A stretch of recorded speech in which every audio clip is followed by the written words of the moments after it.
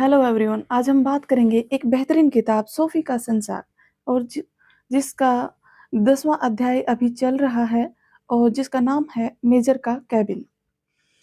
Sophie उठ बैठी और उस रास्ते पर चलने लगी जो हरमिज ने लिया था। ब्राउन लिफाफा उसके हाथ में था जिसमें कुछ पन्ने अफलातून पर थे। रास्ता जहां भी मुड़ता तो वह और चौड़ा रास्ता ले लेती। अचानक उसकी निगाह चीड़ के तनों के बीच एक चमकती हुई चीज पर पड़ी। यह एक छोटी सी झील होनी चाहिए। रास्ता तो दूसरी ओर मुड़ गया, किंतु सोफी ने पेड़ों के बीच अपना ही रास्ता पकड़ा। वास्तव में बिना यह जाने कि वह क्यों जा रही है, उसने अपने पाँव को रास्ता दिखाने दिया।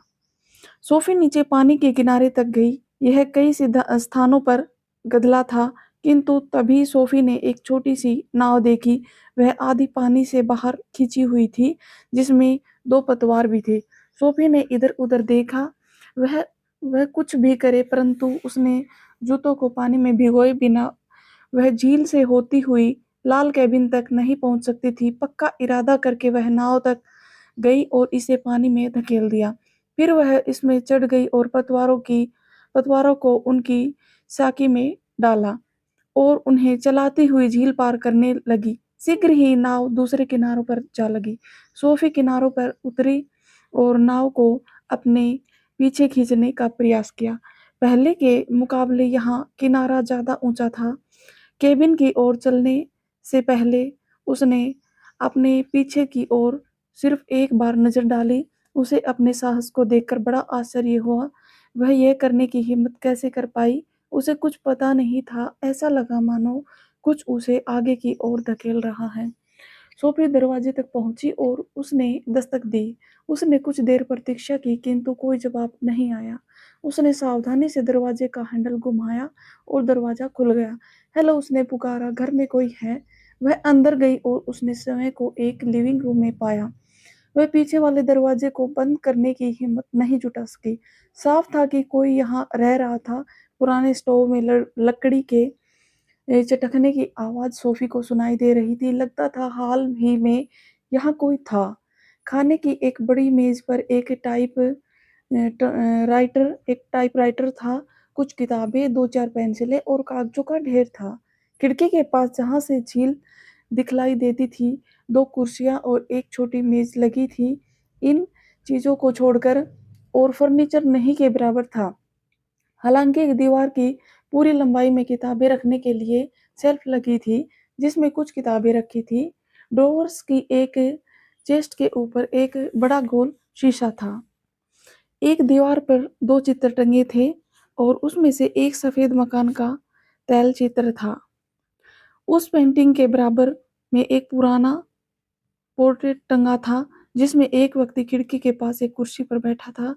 उसकी गोद में एक पुस्तक थी। इस चित्र में भी एक छोटी खाड़ी थी और उसकी पृष्ठभूमि में कुछ पेड़ और चट्टानें थी। ऐसा लगता था मानो इसे कई साल पहले पेंट किया गया था। सोफी ने अपनी छानबीन जारी रखी। लिविंग रूम में एक दरवाजा छोटी सी रसोई में खुलता था।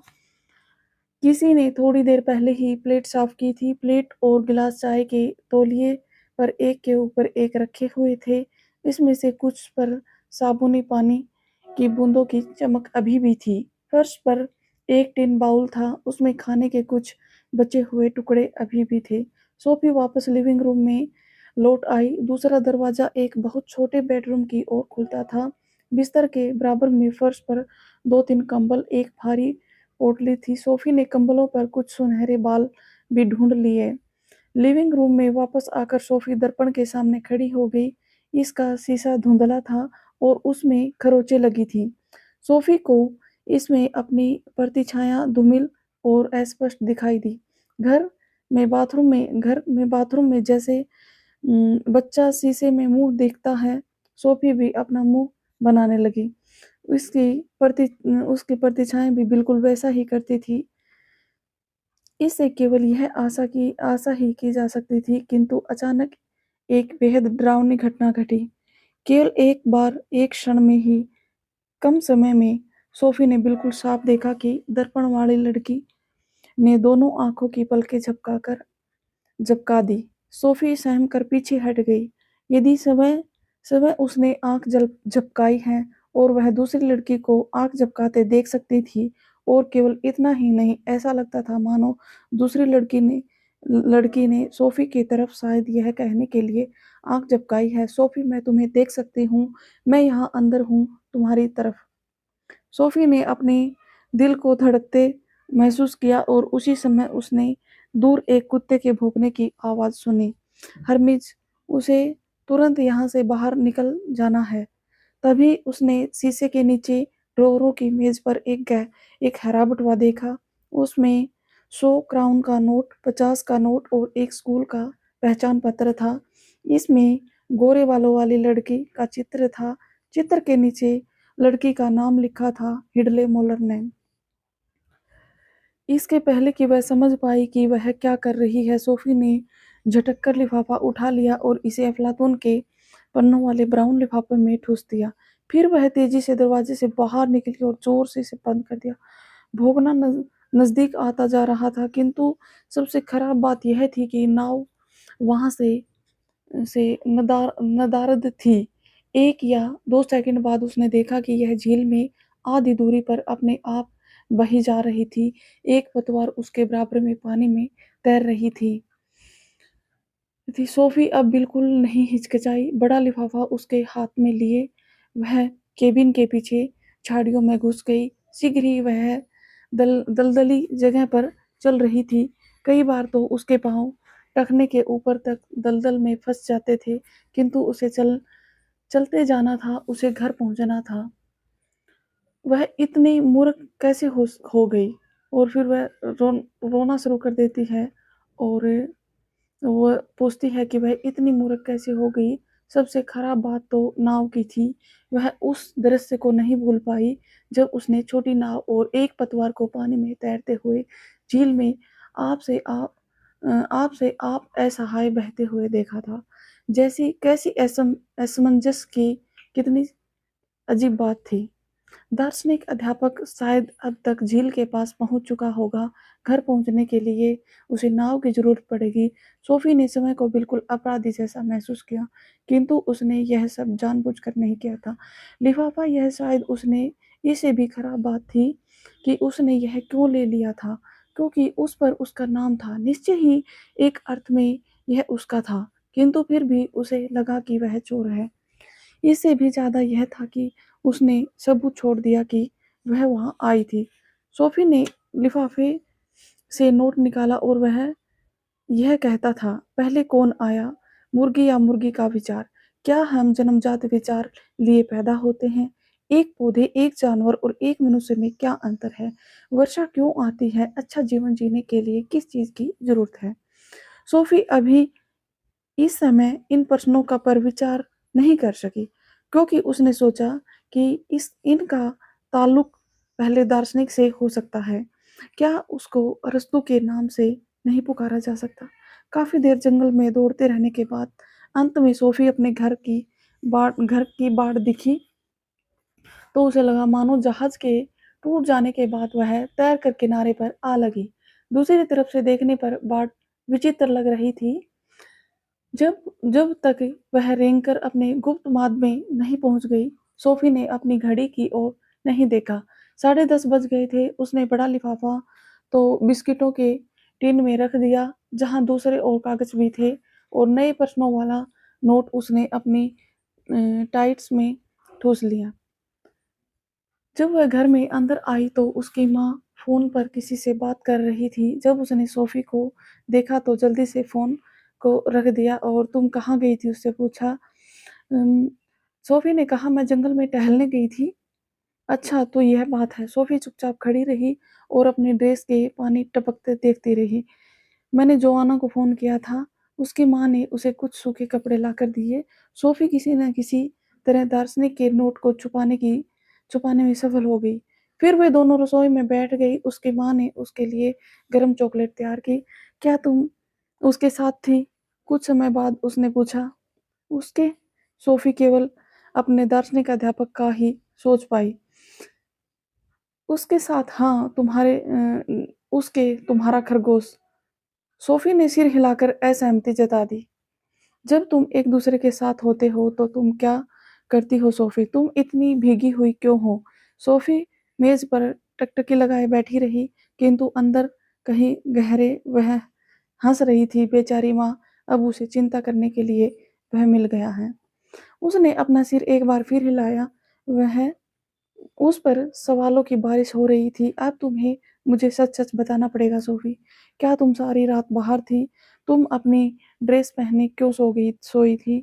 क्या तुम मेरे बिस्तर पर जाते ही चुपचाप खिसक गई थी? सोफी अभी तुम्हें बताना ही पड़ेगा। सोफी ने रोना शुरू कर दिया। फिर वह बोली कि वह अभी भी डरी हुई थी और जब आप डरे हुए होते हैं तो आप अक्सर बात करते हैं।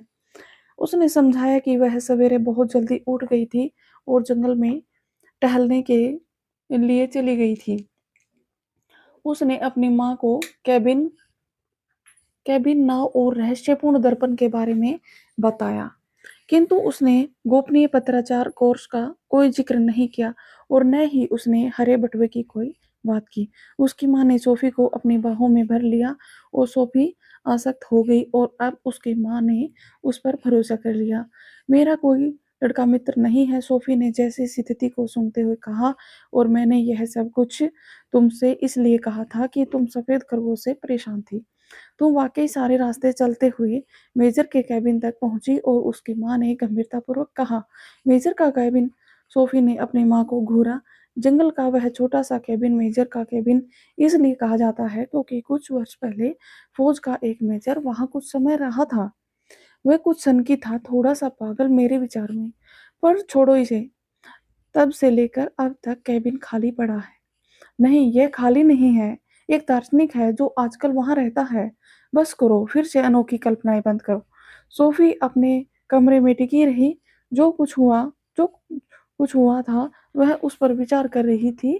उसे लगा जैसे उसका दिमाग एक शोर-शराबे भरा ककर्स बन गया है, जो मस्ताते हाथियों, मूर्ख जोकरों, साहसी टैपेज कलाकारों और प्रशिक्षित बंदरों से भरा है। किंतु एक तस्वीर बिना रुके बार-बार उसके दिमाग में आती रही, एक छोटी-सी खेने वाली नाव जिसका एक पतवार जंगल की गहरी झील में बहता जा रहा था और किसी को अपने घर पहुँचने के लिए उस नाव की ज़रूरत थी। उसे पूरा भरोसा था कि दार्शनिक अध्यापक उसे कोई नुकसान पहुँचाना नहीं चाहता और अगर उसे कभी पता भी चला कि वह उसके केबिन में गई थी, तो वह उसे निश्चिततः माफ़ कर देगा। किंतु उसने यह समझौता तोड़ दिया था। उसे केवल वे धन्यवाद ही मिले थे जो उसने सोफ़ी को दार्शनिक शिक्षा के लिए शिष्य बनाने के लिए पाए थे।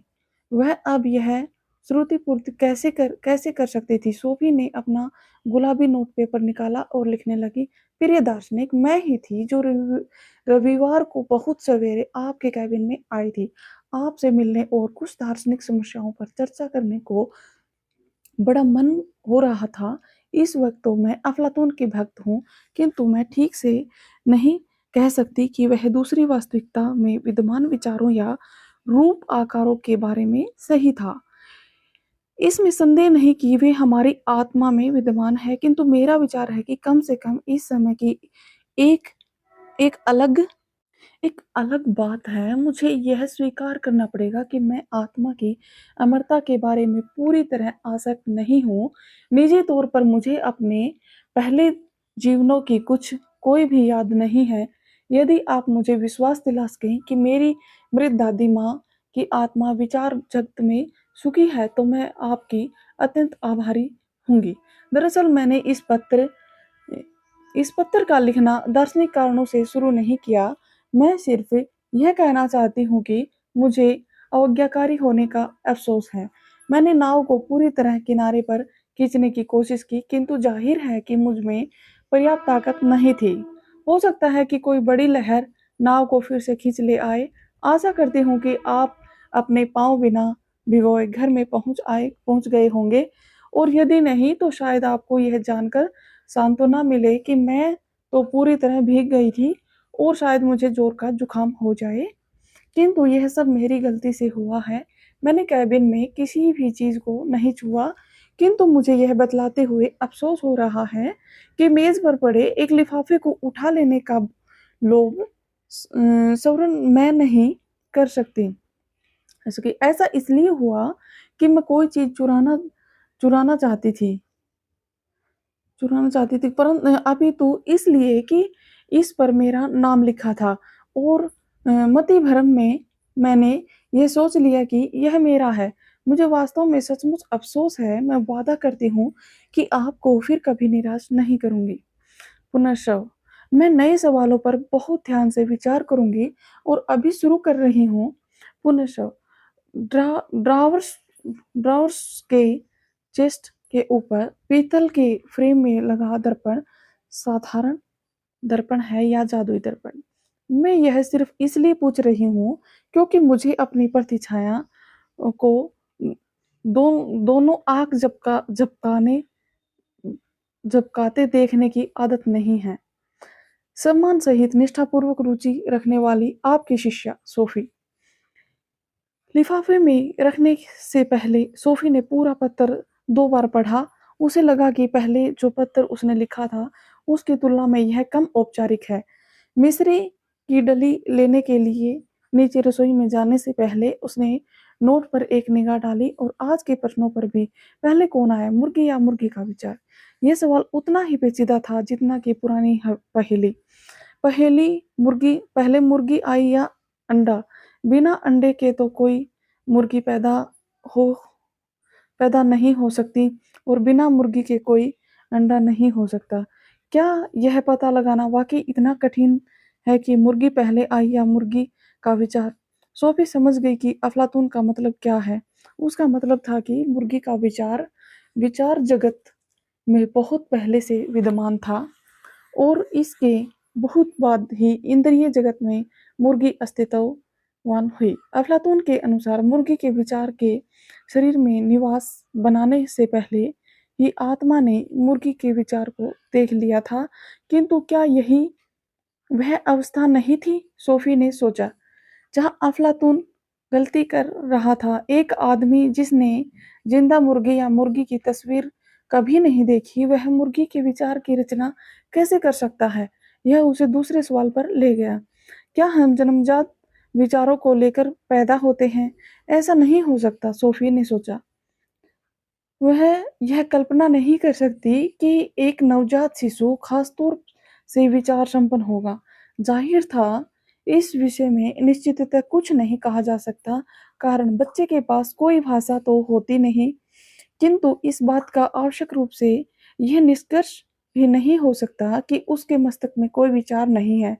किंतु यह भी तो है कि हम पहले दुनिया की चीज़ों को देखते हैं और उसके बाद ही उसके बारे में कुछ जान पाते हैं। एक पौधे, एक जानवर और एक मनुष्य के बीच क्या अंतर है? सोफी तुरंत बिल्कुल साफ अंतर देख सकती थी। उदाहरण के लिए वह नहीं सोचती थी कि एक पौधे का भावात्मक जीवन बहुत पेचीदा होगा।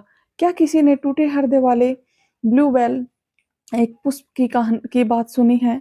एक पौधा बढ़ता है, पोषण प्राप्त करता है और बीज पैदा करता है ताकि वह अपना पुनरुत्थान कर सके। पौधों के बारे में तो बस यही कहा जा सकता है। सोफी ने निष्कर्ष निकाला कि वह हर चीज़ को पौधों पर लागू होती है, वही जानवरों और मनुष्यों पर भी लागू होती है। किंतु जानवरों की अन्य विशेषताएं भी तो होती हैं। वे चल फिर सकते हैं। उदाहरण के लिए, क्या कभी गुलाब ने लंबी दौड़ी है? जानवरों और मनुष्य में कोई अंतर बता पाना थोड़ा और कठिन था। मनुष्य सोच सकते हैं, किंतु क्या जानवर ऐसा नहीं कर सकते? सोफी को यकीन था कि उसकी बिल्ली सेरेकन सोच सकती थी। कम से कम वह अपने मतलब का ध्यान तो खूब रख सकती थी, होशियार थी। किंतु क्या वह दार्शनिक प्रश्नों पर विचार कर सकती थी? क्या एक बिल्ली पौधों, जानवरों और मनुष्य के बीच अंतर की बात सोच सकती थी? शायद ही बहुत मुश्किल से। संभवतः एक बिल्ली संतुष्ट या दुखी तो हो सकती थी, किंतु क्या वह कभी समय से पूछ सकती थी कि ईश्वर है या नहीं? उसकी कोई अपनी अमर आत्मा है? सोफी का विचार था कि यह बात अत्यधिक संदेहप्रद है, किंतु यहाँ यही समस्या खड़ी हो गई थी कि जैसे ही शिशुओं के विषय में कि उसके कुछ जन्मजात विचार होते हैं या नहीं? इस प्रकार के सवाल बिल्ली से पूछना उतना ही कठिन होगा जितना ऐसे प्रश्नों की चर्चा किसी शिशु से करना। वर्षा क्यों होती है? सोफी ने अपने कंधे उचकाए।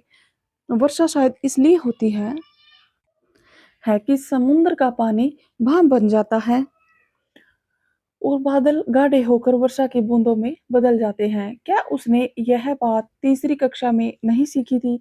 हाँ, यह बात हर कोई कह सकता है कि वर्षा इसलिए होती है कि पौधे और जानवर बड़े हो सकें। और किंतु क्या यह सच है कि पानी की बौछार का वास्तव में कोई उद्देश्य होता है? अंतिम प्रश्न का सरोकार निश्चय ही उद्देश्य से कुछ था। अच्छा जीवन जीने के लिए क्या करने की ज़रूरत होती है? दार्शनिकों ने इस विषय पर कुछ न कुछ अपने चिंतन क्रम में बहुत पहले ही लिखा है। हर किसी को भोजन, गरमा-गरम प्रेम गर्म गर्माहट हर किसी को भोजन, गर्माहट, प्रेम और देखभाल की ज़रूरत होती है। यह बुनियादी चीज़ें अच्छा जीवन जीने के लिए पहली प्राथमिकताएँ हैं। फिर उन्होंने बतलाया था कि लोगों को कुछ दार्शनिक प्रश्नों के उत्तर ढूँढने की भी ज़रूरत पड़ती है। संभवतः इसका भी काफ़ी महत्व है कि आपको ऐसा काम मिले जिसे आप पसंद करते हैं। उदाहरण के लिए यदि आपको ट्रैफ़िक से नफ़रत है तो आप टैक्सी ड्राइवर का काम पसंद नहीं करेंगे और यदि आप होमवर्क से घृणा करते हैं तो आप संभवतः अध्यापक बनने के विचार को पसंद नहीं करेंगे। सोफ़ी जानवरों को प्यार करती थी और एक पशु चिकित्सक बनना चाहती थी और जो भी हो अच्छे जीवन को जीने के लिए वह लॉटरी से लाखों रुपए की बड़ी रकम जीतना ज़रूरी नहीं समझती थी। ज़्यादा संभावना तो यह थी कि उसकी पसंद उसके विपरीत थी। वह एक कहावत थी, खाली हाथों के लिए शैतान काम ढूँढ लाता है। माँ द्वारा दोपहर का भरा पूरा भोजन करने के लिए नीचे बुलाए जाने तक सोफ़ी अपने कमरे में ही बनी रही। माँ ने भुने हुए आलू और कुछ भोजन तैयार किया। वे सब प्रकार के विषय पर बात करती रही। सोफ़ी की माँ ने उससे पूछा कि वह अपनी 15वीं वर्षगांठ कैसे मनाना चाहेगी। कुछ सप्ताह बाद ही वह आने वाली थी। सोफ़ी ने कंधे उचकाए। हम मृथा और एनी मेरी से पूछ सकते हैं और हेलन। हाँ, जोआना से और शायद जेरमी से। लेकिन यह सब तो तुम्हें तय करना है। तुम जानती हो तुम्हें अपनी 15वीं वर्षगांठ बड़ी अच्छी तरह याद है। ऐसे लगता है कि इसे हुए बहुत अधिक समय नहीं हुआ है। मुझे लगता था कि मैं पहले ही खासी बड़ी हो गई हूँ। क्या यह अजीब-सा नहीं लगता सोफ़ी? मुझे नहीं लगता कि उसके बाद मैं बहुत बदली हूँ। तुम नहीं बदली, तुम भी न कुछ भी नहीं बदलता। तुम बस उम्र में थोड़ी-सी बड़ी हो गई हो। हम ऐसा कहना बड़ी उम्र की सी बात कहना था। मुझे तो बस इतना याद है कि यह सब बड़ी तेज़ी से हो गया। यहाँ पे हमारा 10वां अध्याय खत्म होता है और हमारी वीडियो में अंत तक बने रहने के लिए आपका बहुत-बहुत धन्यवाद। Thank you so much.